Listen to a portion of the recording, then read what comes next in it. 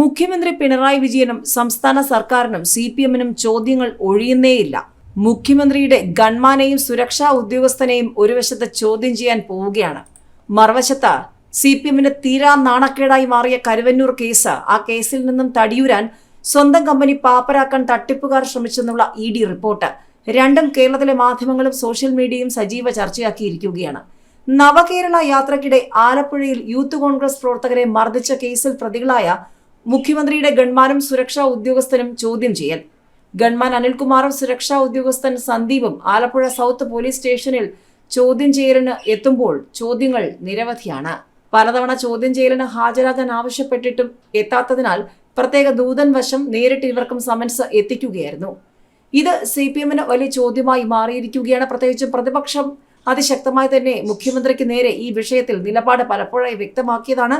ഇത് ഒരു സജീവ ചർച്ചയാകുമ്പോൾ തന്നെയാണ് മറുവശത്ത് കരുവന്നൂർ കേസ്. CPM-ന് വലിയ വെല്ലുവിളിയായി മാറിയ കരുവന്നൂർ കേസിൽ ആ കേസിൽ നിന്നും തടിയൂരാൻ സ്വന്തം കമ്പനി പാപ്പരാക്കാൻ തട്ടിപ്പുകാർ ശ്രമിച്ചെന്ന ED വാർത്തകളും സോഷ്യൽ മീഡിയയും കേരളത്തിലെ മാധ്യമങ്ങളും സജീവ ചർച്ചയ്ക്കെടുത്തിരിക്കുന്നത്.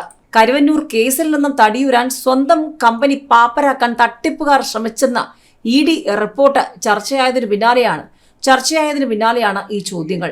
കരുവന്നൂർ കള്ളപ്പണ കേസിൽ ED പ്രതികളാക്കിയവരിൽ ചിലർ തട്ടിപ്പ് പണം കൊണ്ട് ആരംഭിച്ച കമ്പനി പാപ്പരാക്കി കേസിൽ നിന്നും തടിയൂരാൻ ശ്രമിച്ചെന്നാണ് EDയുടെ റിപ്പോർട്ട്.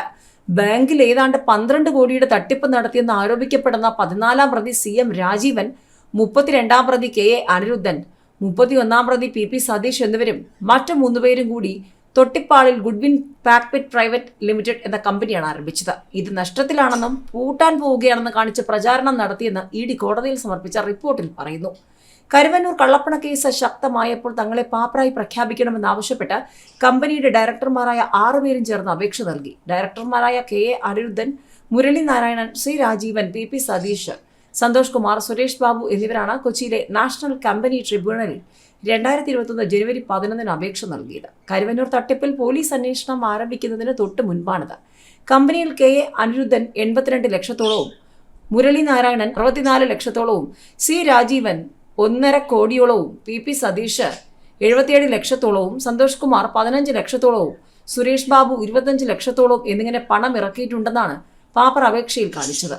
എന്നാൽ പോലീസ് കേസെടുത്തതോടെ ഇവരുടെ സ്വത്തുക്കൾ മരവിപ്പിച്ചിരുന്നു. അതിനാൽ പാപ്പരാകാനുള്ള നീക്കം നടന്നില്ല. തട്ടിപ്പിലൂടെ ആർജിച്ച പണം ഈ കമ്പനിയിലേക്ക് എത്തിയെന്ന വിലയിരുത്തലിൽ ഗുഡ്വിൻ പാക്പിറ്റ് പ്രൈവറ്റ് ലിമിറ്റഡ് കമ്പനിയെ 13-ാം പ്രതിയാക്കിയിട്ടുമുണ്ട്.